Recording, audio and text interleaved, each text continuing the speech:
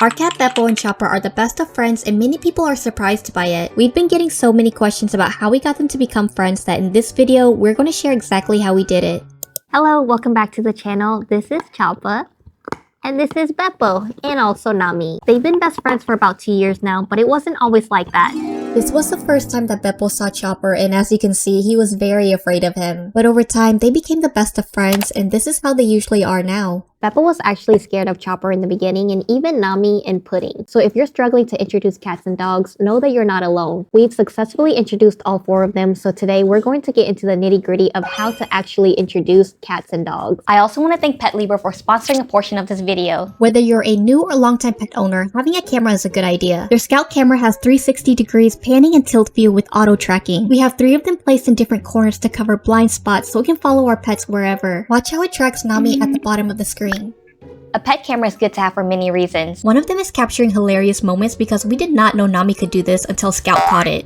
Yeah, that was some kind of parkour, front flip. Our girlie is an athlete. But anywho, It's also really helpful when you're introducing pets, whether you separate them or trust them enough to be together. it's good to be able to check in on them to make sure everything is fine, but especially important if they're still new together. Since our family has grown, Scout can help us track what each of them are doing when we're gone. Especially since we have 4 pets now and Pudding is new. We can easily see what she's up to and how she's adjusting with everyone. For example, this is her with Chopper and Nami. This is when we knew that they'd be fine to coexist together. But let's get started. Number 1, know their background and history. Beppo was 8 when we adopted him and there was no background information. We didn't know how he felt about dogs or what his experience was with them, so we knew it was best to start with a puppy. That way we can at least train our puppy to respect our cat. It's easier to train and socialize them when they are young, but if that's not possible, I highly recommend finding out their background information first before bringing the other one home, just because you want to make sure they're the right fit for each other. It's possible that some cats or dogs will never get along or prefer to be alone, which is why knowing beforehand is important. I don't know if you remember Momo on this channel. Sometimes it's not possible for them to be together. Number 2, if you have a dog, you want to train and socialize them early and often. When we got Chopper, my husband started training him immediately. Chopper, sit. Yes. The most important commands that your dog should learn is sit, stay, and leave it. The reason for this is because you want to be in command of your dog. Dogs will naturally get excited if they see a cat and you don't want them to chase after it. It creates a bad experience for the cat and the dog will see the cat as prey, which you don't want. You want to be in control of the situation by telling your dog to leave the cat alone. Chopper, cut. Leave it. Yes. Once Chopper listens, my husband then rewards Chopper for the correct behavior and then diverts his attention away from Beppo. He basically continues this and repeats every day until Chopper was more interested in him and treats instead of Beppo. We also socialized him with other dogs and people as well. Another thing you might want to do while puppy training is to train your dog. That way, if you're leaving the house, your dog can have a safe space to stay and that he's not roaming around, maybe chasing your cat while you're away. The crate also gives a chance for your cat to just walk around the crate and smell your dog while having the freedom to just leave whenever. Number 3, which is equally as important as number 2, introduce them by scent only first. You never ever want to throw a cat and dog together on the first date. That's just a recipe for disaster. You never ever want to do that. You want to be able to control the progress in which they meet each other. So first things first, separate your cat and dog. This is typically called a bonding room. We always separate our new resident by putting them in a room and closing it. And then we put some things that our pets have already used into that room so that our new resident can smell the scent of our other pets. That way they can smell each other and get to know each other without actually seeing each other. Cats and dogs can actually gather a lot of information from smelling, so this will be really helpful for them. Dogs are usually fine, but it's cats that need time and a little bit of patience. They'll let you know when they're ready. Number 4, feed them through the door. This is when they still haven't seen each other yet, but they've smelled each other and they've heard each other through the door. Now you want to keep the door there and feed them on each side of the door so that they can associate each other with good things. Dogs are usually fine eating by the door, but sometimes your cat may not want to eat by the door. If that happens, just move the bowl slightly away and every day get a little bit closer and closer. Once they're both comfortably eating by the door, you can finally move on to the next step and let them see each other. Number 5, let them see each other through a gate. A gate will allow them to see each other but not give them access yet. This just helps keep them safe. You'll want to reward both of them for calm behavior. You want to make friends? Hi, Chopper. He's your brother. Are you sad he won't pay attention to you? Sit. Yes. Good boy. Since Chopper is listening to commands and Beppo doesn't seem afraid, we can now remove the gate. But keep a leash on your dog.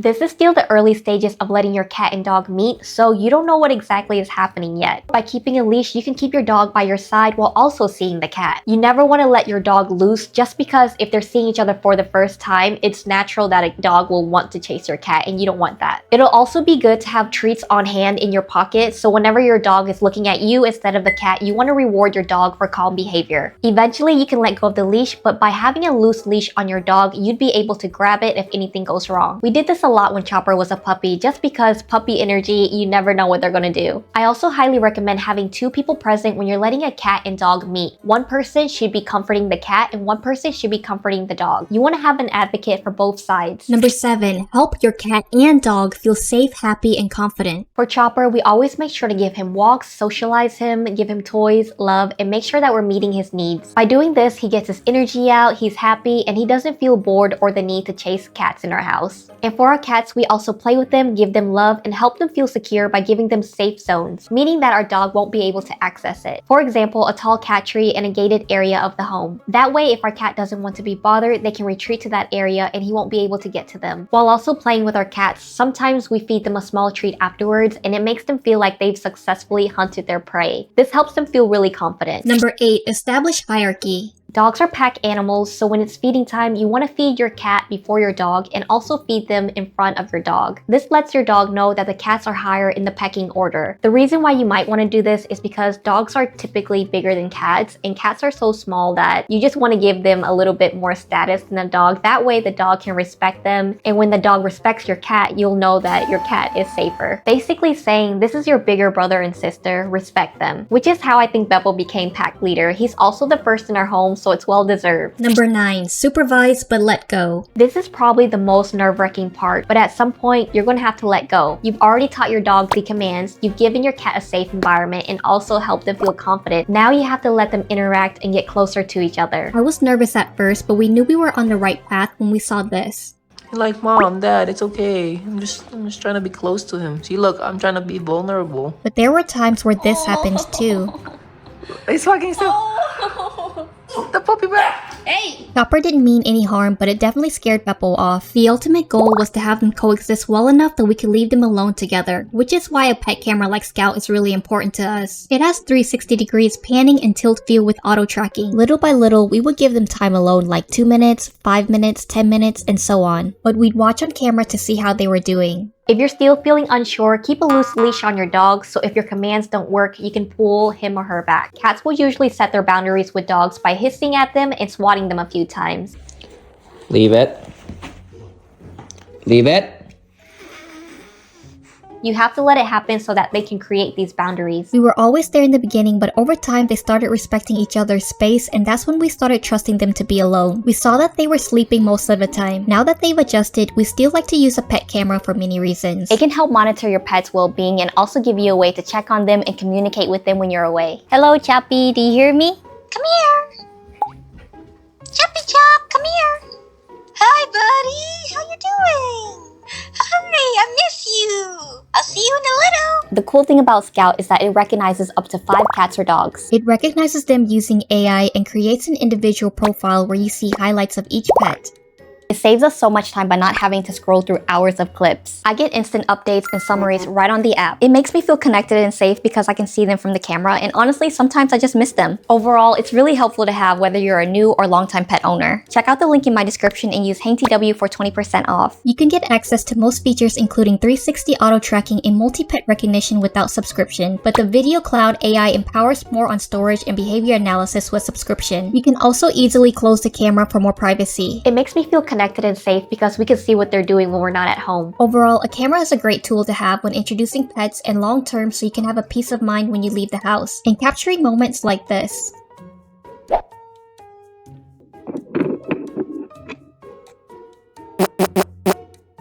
Number 10. Give them time and patience. Beppo and Chopper were not friends in the beginning, but with time and patience, they were able to form a friendship. Every cat and dog is different, so this might not work for some, but this is how we've introduced Beppo, Nami, Chopper, and Pudding. Chopper was trained and socialized early on by Beppo, so by the time he met Nami and Pudding, he was already trained to be with cats. All pets are so different, so the goal isn't to actually become best friends, but to simply coexist in a home together. We got really lucky that Beppo and Chopper became best friends, which at the beginning seems like a very unlikely likely pair. It just shows that cats and dogs can get along and have a beautiful friendship, but they need your help to get there. I hope this video was helpful and that your cats and dogs will get along. Let me know if you have any questions in the comments, and I'll see you in the next video. Also, you can find the Scout Camera link and discount code in the description below.